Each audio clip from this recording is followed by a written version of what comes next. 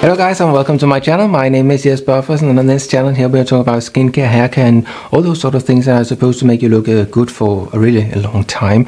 And oftentimes we are talking about anti-aging and that sort of thing. But today I actually thought I would talk a little bit about something that is more for the younger generation, for young people.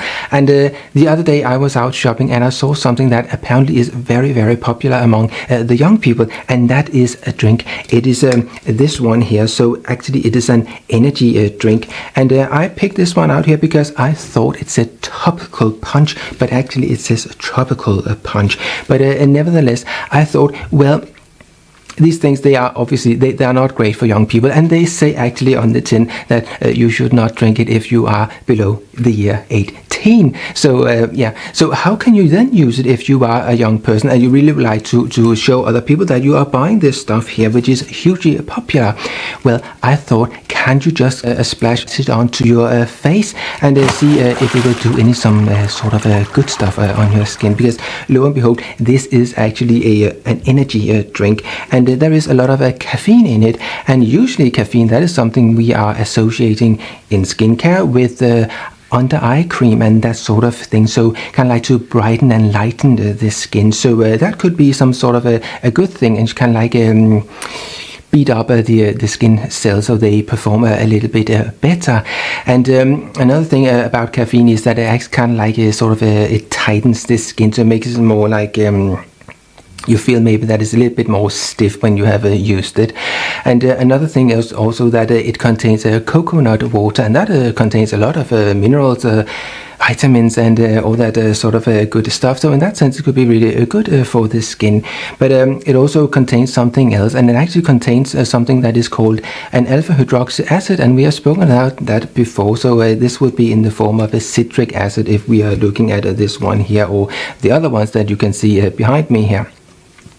So they actually contain an alpha hydroxy acid, but they also contain something else, and that is a polyhydroxy acid, and that is something that is a little bit more gentle on the skin, but it will still exfoliate your skin, but it will also act as a humectant.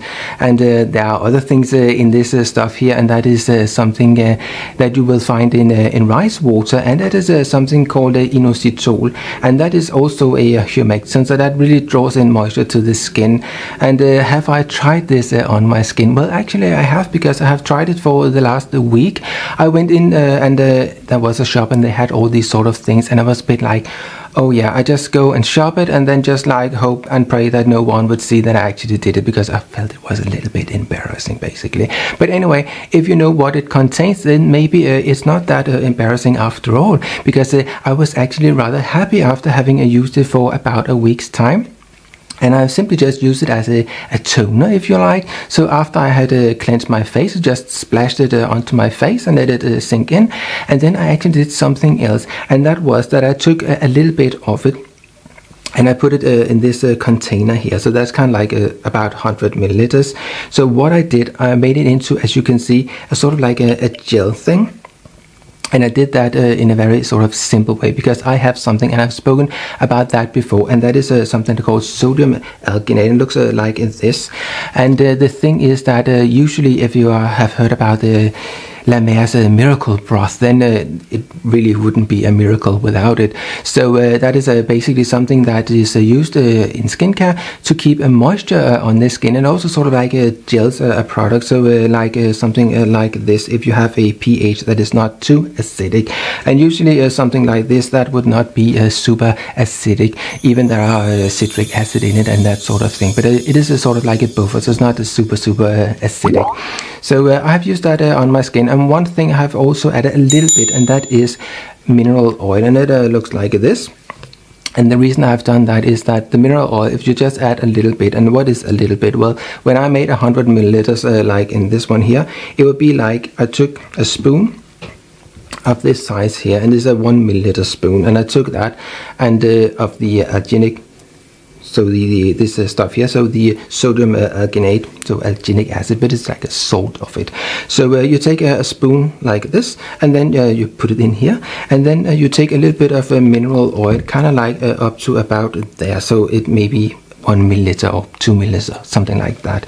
And the reason for that is both that it will act to kind of like lock in moisture, but it will also work another way, and that is that it will kind of like make this go less clumpy and lumpy when you are adding water, because if you just use this stuff here and then added water, then it kind of like would go sort of like lumpy and clumpy. But if you add a little bit of mineral oil first and then just shake that up first and then you add the water, it will be kind of like instantly usable. But if you don't use the mineral oil, then maybe you will have to wait a day or two before the sodium alginate has been completely dissolved, and it will have this sort of like a gel texture.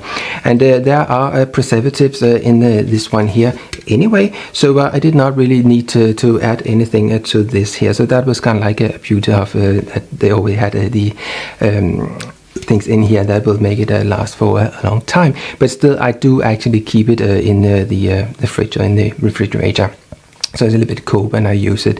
So basically what I've done lately is that I have splashed this one on here after I sort of like cleansed my face, and then I added this one here, and then I had that sinking in, and then I added my normal serums, and then I added a cream afterwards, as I would have done normally. So lately what I've actually done, and that would be kind of like this week here, I did that in the morning. I don't cleanse my face in the morning because there really is no need to do that. And then I have just taken a splash of this one here to freshen up my face, and let just that sink in.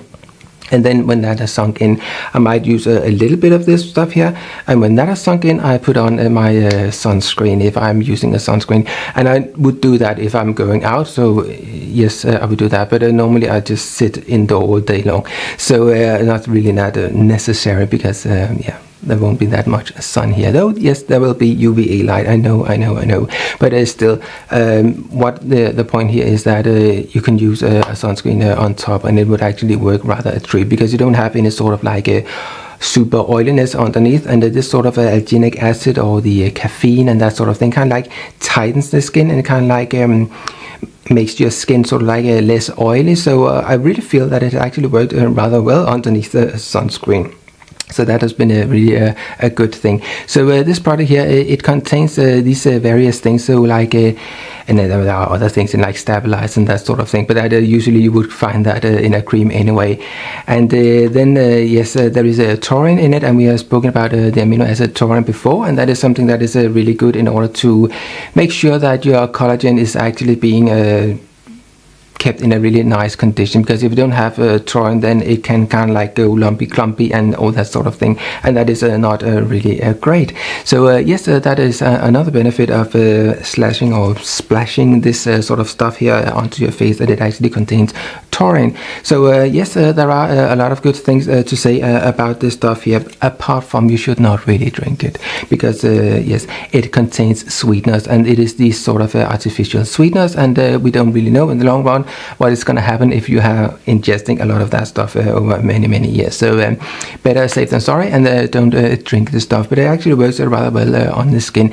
So what have I actually thought of doing? Well, I have actually thought about, couldn't I just make my own serum or sort of like a toner from this ingredients list instead, and then just skip the sweeteners and the stuff that I don't want in it. Yes, I actually have thought about doing that. So that might be something I will make another video about, in order to explain how one can do that, because it actually says in the ingredients list how much there is of the various stuff in it. So it could be really easy to make your own toner if you like. So yes, so if you look at my skin now, what I have on is that as I said, I didn't clean my face in the morning, and then I just refreshed it with this stuff here, and then I took this stuff here on top, and I haven't added anything else to my skin. And because there is all these humectants in it, then it draws in moisture from the air to my skin. So in that sense, it works really well. I'm actually quite surprised how lovely my skin actually feels, and yeah, I'm actually rather surprised about how this stuff works. So yes, I have bought an awful lot of them, as you can see behind me here. So I will have for a little while, because actually I would say that something like this, it will last well more than a week, even for making this stuff here as well. So yes, that and I think they are about £2 or something like that. I'm not quite sure, I can't really remember, but it's sort of like that. So compared to a toner that you would buy at some pharmacy, that basically is actually relatively cheaper, I would say, isn't it? So have I done something else? Yes, actually I have, because I thought it contains caffeine, and that is supposed to be really, really good for your hair. So I thought, well, I just have a bath, can't I just like pour it all over me? And of course I could, and I did that, and it worked a treat. It's just like you can't really just kind of like towel yourself afterwards, because the stuff you have put over you just needs to sink into your skin, really. So it takes a little while. So yes, that is what I did. And did it act differently or strange on my hair itself? No, not really. Maybe became a little bit more sort of like less kind of fly away like, and so on.